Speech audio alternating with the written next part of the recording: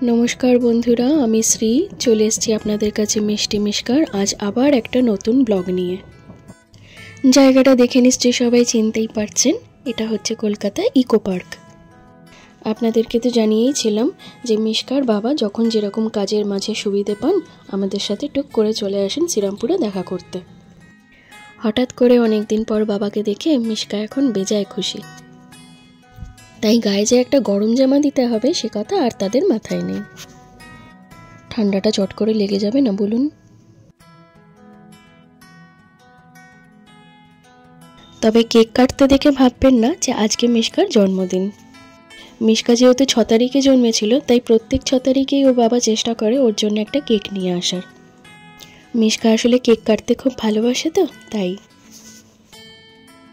ইতিমধ্যে বাবার কাছে বায়না করা হয়ে গেছে যে আজকে কোথাও একটা বেড়াতে নিয়ে যেতেই হবে। তাই ঠিক করলাম আজকে একটু সবাই মিলে বেড়াতে চলে যাব ইকো পার্কের হরিণালয়তে, যেটাকে বলা হয় কিনা কলকাতার মিনি জু।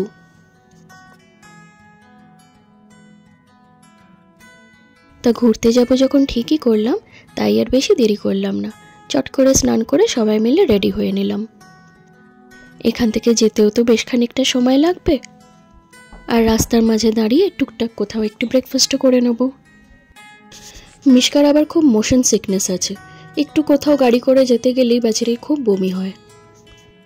তাই কোথাও বেরোবার আগে ওকে খুব একটা বেশি কিছু খাওয়ানো যায় না।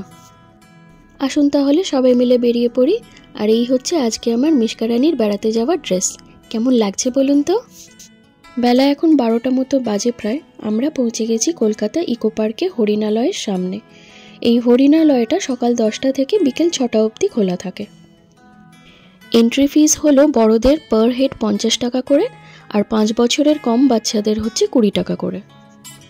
ইকো পার্কের 6 নম্বর গেট দিয়ে ঢুকলেই আপনি এই হরিণালয়টাকে সামনে পাবেন। গাড়ি পার্কিং করার জন্য এখানে অনেকটাই জায়গা আছে, আর পার্কিং হচ্ছে ঘন্টায় 50 টাকা করে। সব কিছুই ঠিকঠাক যাচ্ছিল, কিন্তু আজ আমি করে ফেলেছি একটা বিশাল গন্ডগোল। ওই যে বলে না তীরে এসে তরি ডুবে যাওয়া, আমার হয়েছে আজকে সেই অবস্থা। ভোরবেলা থেকে বেড়াতে যাওয়ার এক্সাইটমেন্টে আর মিষ্কাকে রেডি করতে হবে, নিজেকে রেডি হতে হবে, এইসব করতে করতে নিজের মোবাইলটাকে আজ আমি চার্জে বসাতেই ভুলে গেছি। তাই মোবাইলে এখন দেখাচ্ছে 50% চার্জ। সঙ্গে আবার চার্জারটা আনতেও ভুলে গেছি। কিন্তু এখনও তো সারাটা দিন পড়ে আছে বলুন। তাই মোবাইলের একটুখানি ব্যাটারি সেভ করার জন্যে আমি অল্প কিছু ভিডিও আর বেশ খানিকটা স্টিল ফটোগ্রাফস আপনাদের সাথে আজ শেয়ার করে নিচ্ছি। অন্তত নাই মামার চেয়ে কানা মামাই ভালো। হরিণালয় নামটা শুনলে যেন মনে হয় এটা একটা শুধু ডিয়ার পার্ক, কিন্তু তা নয়। এর মধ্যে আছে আরও অনেক সুন্দর সুন্দর পশু পাখি। বেশ অনেকটা জায়গা নিয়ে খুব সুন্দর করে বিউটিফিকেশন করে তৈরি করা হয়েছে বাচ্চাদের জন্য এই মিনি জুটা। আর শুধু বাচ্চাদের জন্যই বা বলবো কেন, বড়দেরও এটি খুব সুন্দর লাগবে। তাই যারা এখনো পর্যন্ত এটাকে দেখেননি সপরিবারে চলে আসুন না শীতকালে একদিন। সারা দিনের জন্য এটা একটা খুব সুন্দর দেখার মতো জায়গা। আর শীতকাল বলে খুব সুন্দর করে ফুল দিয়ে সাজিয়েছে দেখুন। এখানে নানা রকমের ফুল আছে, আর কি সুন্দর সুন্দর সেই ফুলগুলোর রং। সব ফুলের আমি নাম জানি না, তবে যেটুকুন চিনতে পারছি তার মধ্যে দেখছি নানা রকমের রঙের চন্দ্রমল্লিকা আছে, গেঁদা আছে, মোরগ ঝুঁটি আছে। তবে শীতকালে ফুল দেখার আরও একটা খুব নামকরা জায়গা আছে। আশা করি সবাই গেস করতে পারছেন জায়গাটার নাম। নিয়ে যাব আপনাদেরকে খুব তাড়াতাড়ি সেখানে ফুল দেখাতে। এখানে আশেপাশে দেখছি অনেক স্কুল থেকেও ছোট ছোট বাচ্চাদেরকে ঘোরাতে নিয়ে আসা হয়েছে।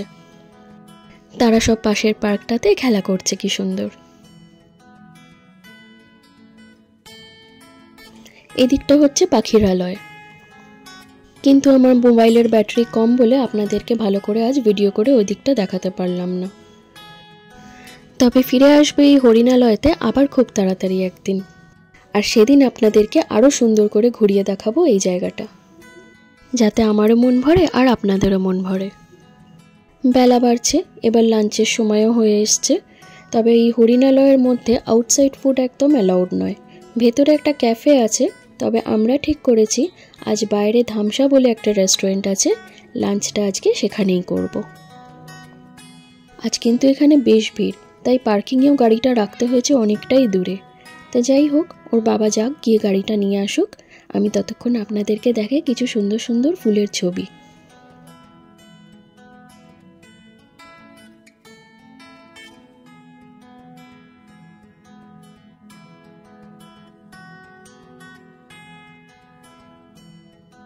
এই হচ্ছে ধামসা ট্রাইবাল রেস্টুরেন্ট। এই রেস্টুরেন্টটা আসলে একটা মিউজিক্যাল ইনস্ট্রুমেন্ট ধামসার আদলে তৈরি করা। ভেতরটা বেশ ট্রাইবাল স্টাইলে বিউটিফিকেশন করা। হরিণালয় থেকে বেরিয়ে একটু এগোলেই আপনার বাঁদিকে পড়বে এই ধামসা রেস্টুরেন্টটা। এখানে খাওয়ার দাওয়ার করার দুটো সেকশন আছে, একটা বাইরে আর একটা রেস্টুরেন্টের মধ্যে। রেস্টুরেন্টের মধ্যেটা এসি করা আছে, কিন্তু রেস্টুরেন্টের মধ্যে সিট পেতে গেলে আপনাকে আগে থাকতে বুকিং করে আসতে হবে। আমরা তো বুকিং করিনি, আর তাছাড়াও বাইরে রোদে বসে খেতে বেশ ভালোই লাগছে শীতকালে। আমরা খেলাম একটা প্লেন রাইস থালি আর একটা ব্যাম্বু বিরিয়ানি। খাবার দাবার এখানে বেশ টেস্টি আর প্রাইসও বেশ রিজনেবল, ভালোই খেলাম। আর এটা হচ্ছে সোলার ডোম, একদিন এটাকে আপনাদেরকে ভালো করে ঘুরিয়ে দেখাবো। খাওয়া দাওয়া সেরে এবার আমরা চলে এসেছি সেই বিখ্যাত আইফেল টাওয়ার দেখতে। প্যারিস না সই, অন্তত আমাদের এই কলকাতার ইকো পার্কের আইফেল টাওয়ারটাই দেখি, দুধের স্বাদ গোলেই মেটাই।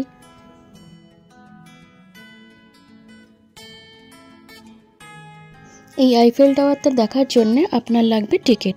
নিচ থেকে টিকিট কালেক্ট করে আপনি ওপরে লিফটে করে চলে আসতে পারেন। আর ওপর থেকে দেখুন কি সুন্দর লাগছে পুরো ইকো পার্কটা। বেশ সুন্দর একটা হাওয়াও দিচ্ছে জানেন। এখন তো অনেকটাই বেলা হয়ে গেছে, তাই খুব একটা শীত করছে না, হাওয়াটা বরং বেশ ভালো লাগছে।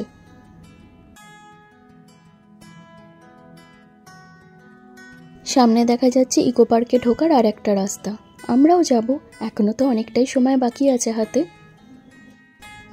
ওই দেখা যাচ্ছে নিচে আমাদের সাদা গাড়িটা পার্ক করা আছে।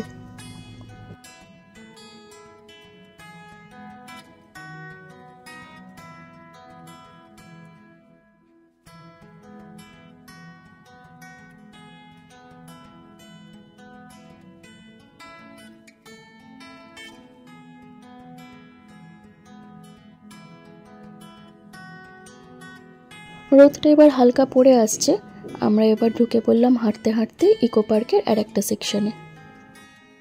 বিকেলের আলোগুলো আস্তে আস্তে জ্বালিয়ে দেওয়া হচ্ছে, আর আমরাও এই সুন্দর পড়ন্ত রোদে একটু ফটোশ্যুট করে নিচ্ছি।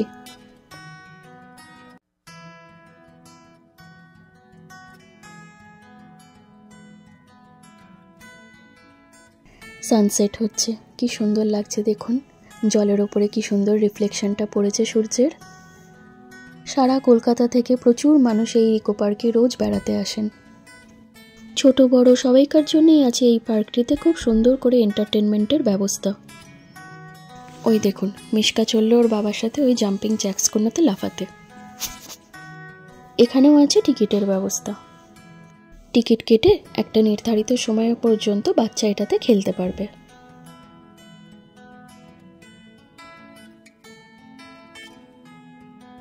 তবে মিশকা এগুলোতে খেলতে যেমন ভালোবাসে, তেমনি আবার ভয়ও পাচ্ছে।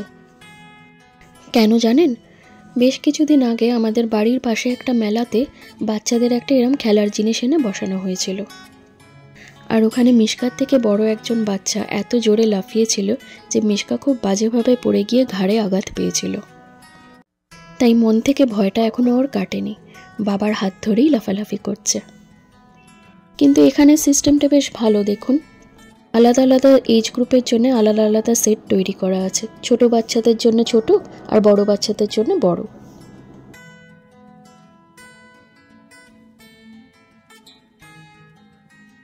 লাফালাফি করে মিশকা এখন বেশ ক্লান্ত, আর সন্ধেও হয়ে আসছে।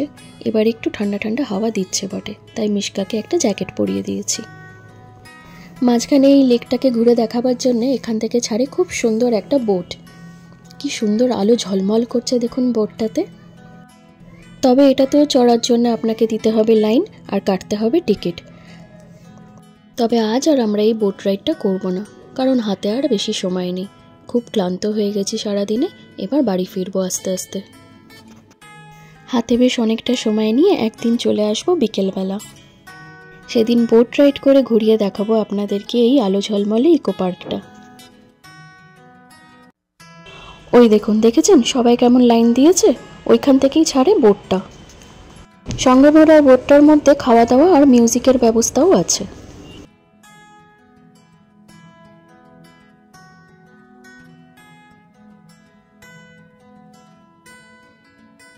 কি সুন্দর লাগছে দেখুন, জলের মধ্যে দিয়ে চলেছে যেন এক ঝাঁক আলো, আর ওই দূরে দেখা যাচ্ছে যেন সবুজ দ্বীপ।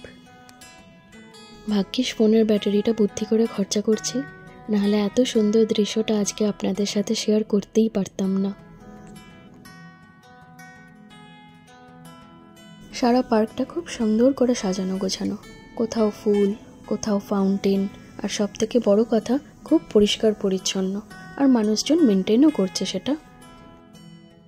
তিনজনে গল্প করতে করতে হাঁটতে হাঁটতে এত দূর চলে এসেছিলাম যে এখন আমাদেরকে পার্কিংয়ে ফেরত যাওয়ার জন্য অটো ধরতে হয়েছে। প্রায় 1.5 ঘন্টা ধরে হাঁটতে হাঁটতে অনেক দূর চলে গিয়েছিলাম, আর আবার সেই পায়ে হেঁটে গাড়ির কাছে ফেরত আসা আর সম্ভব নয়। পাগুলো আমাদের একদম জবাব দিয়ে দিয়েছে। ইকো পার্কের মধ্যে এই রাস্তাগুলো দেখুন, কি সুন্দর পরিষ্কার পরিচ্ছন্ন, কি সুন্দরভাবে মেনটেনেন্স করে এরা। রাতের বেলা রাস্তাগুলো দেখতেও কি সুন্দর লাগছে দেখুন।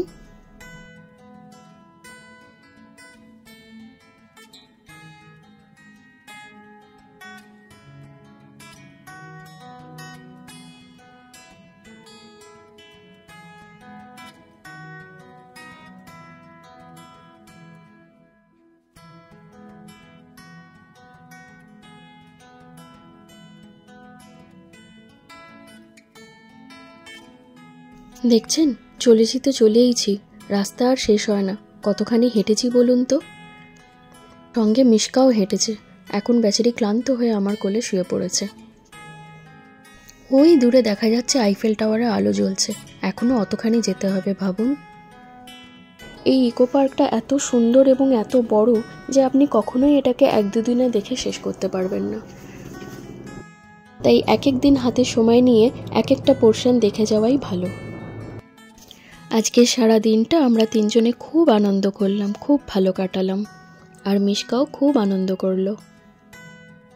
এবার আমরা সবাই প্রচণ্ড ক্লান্ত, তাই বাড়ি ফিরে যাওয়াটাই ভালো। আবার একদিন চলে আসবো হাতে একটু সময় পেলেই। চলে এসছি মোটামুটি আমাদের পার্কিংয়ের কাছে, আর একটু গেলেই পৌঁছে যাব। আজকের ব্লগটা আপনাদের কেমন লাগলো কমেন্ট করে জানাবেন নিশ্চয়ই। ভালো লেগে থাকলে একটা লাইক আর শেয়ার করে দেবেন। আর রোজ এরকম নতুন নতুন ভিডিও দেখার জন্যে আমার চ্যানেলটিকে সাবস্ক্রাইব করে রাখবেন।